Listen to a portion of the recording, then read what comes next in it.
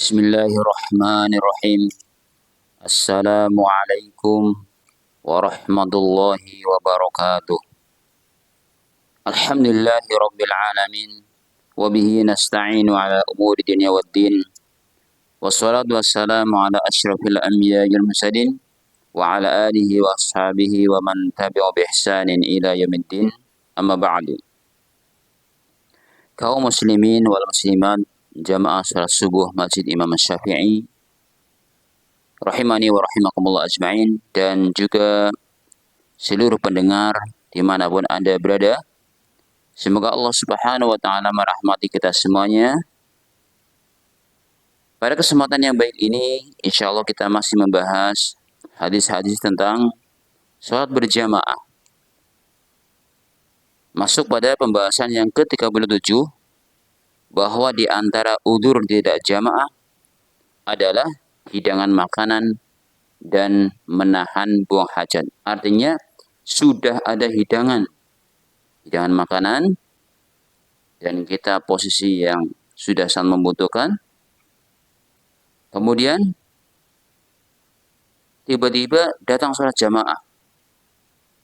Ternyata di sini termasuk udzur ketika dia harus makan dulu, itu yang bahkan lebih ditekankan. Makan dulu biar khusyuk. Sholatnya biar khusyuk. Buang angin, buang air besar, air kecil, juga begitu. Kalau sudah bahasa orangnya dia ingin sekali, maka lebih baik dibuang dulu. Buang hajatnya dulu. Baru dia sholat. Hal ini berdasarkan hadis Nabi Shallallahu Alaihi Wasallam.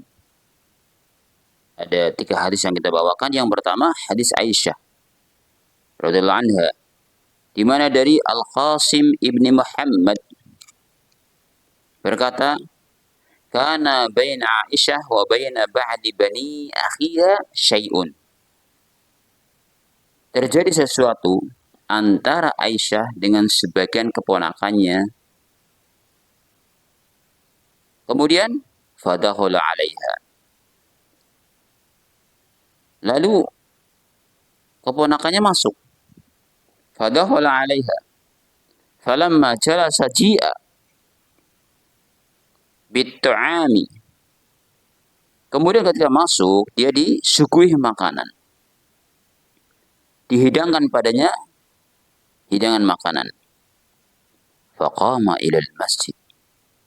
Akhirnya ponakan ini malah bangkit dan menuju ke masjid untuk salat berjamaah.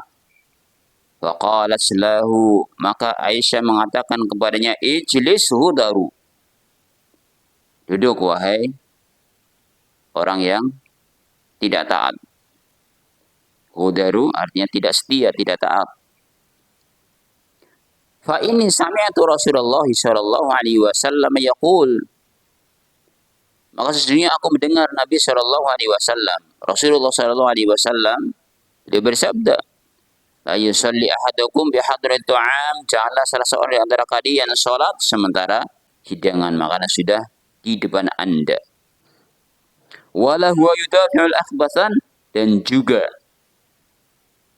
dalam keadaan dia menahan buang air besar dan buang air kecil. Ini dasar yang pertama.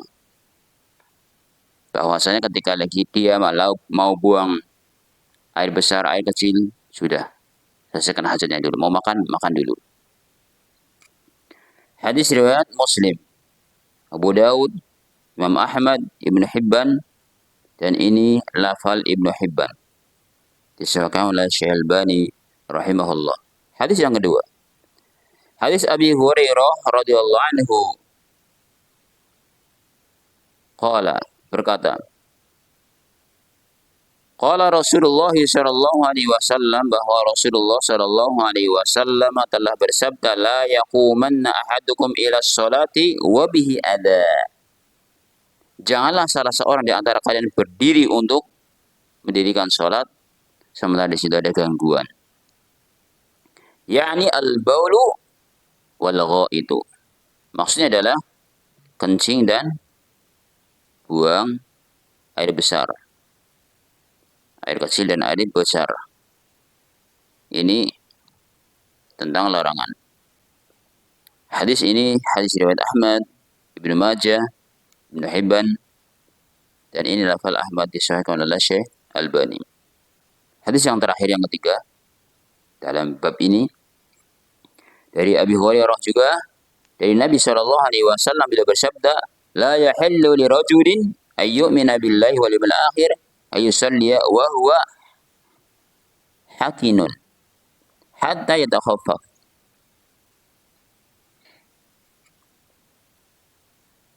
Tidak halal bagi seorang yang beriman kepada Allah dan dari akhir untuk sholat sementara dia dalam keadaan menahan. Maksudnya menahan apa? Buang air kecil dan air besar sampai dia meringankan. Hadis disahihkan oleh Syekh Albani riwayat Abu Dawud. Maka dari pelajaran di sini, Bapak Ibu yang semoga dirahmati oleh Allah Subhanahu wa taala, yang pertama adalah menghidangkan makanan untuk tamu termasuk amal shalih. Sebagaimana tadi Aisyah menghidangkan makanan untuk keponakannya. Yang kedua, menyampaikan ilmu di saat dibutuhkan seperti Aisyah yang menyampaikan hadis di atas. Jadi hendaknya ketika memang dibutuhkan ilmu, sampaikan. Ketika dibutuhkan saat itu. Sebagaimana yang dilakukan oleh Aisyah radhiyallahu anha. Yang ketiga, mendahulukan makan makanan yang telah dihidangkan dari sholat jamaah. Agar apa tujuannya? Biar khusyuk di dalam sholatnya. Jadi tujuan biar makan dulu, biar nggak ingat makanan terus ketika sholat. Apalagi kalau perutnya sudah keruyokan, ya sudah lapar sekali. Ini akan mengurangi kekhusyuan sholat. Yang keempat, mendahulukan buang air kecil dan buang air besar daripada sholat jamaah agar khusyuk di dalam sholatnya. Yang kelima, tidak boleh menunda buang air kecil atau buang air besar yang sudah terasa. Sebab itu adalah sesuatu yang mengganggu dan bisa menimbulkan penyakit. Yang keenam,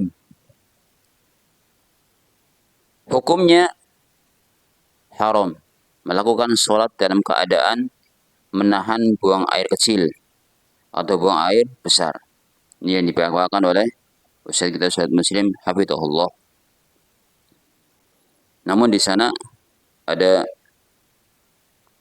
penjelasan ulama juga yang kita harus lapang bahwa seperti Syekh atau Imam Nawawi rahimahullah rahmatan wasi'atan belum menyatakan makruh hukumnya ketika menahan buang air kecil maupun air besar. Atau hukum yang tadi adalah hukumnya makruh, dibenci. Jadi terlepas dari haram dan makruhnya, kita berusaha menghindarkannya.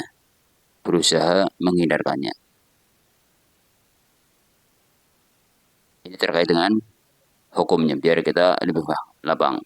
Bahkan mayoritas ulama mengatakan makruh. Kemudian, wallahu a'lam bishawab, yang ketujuh, iman kepada Allah dan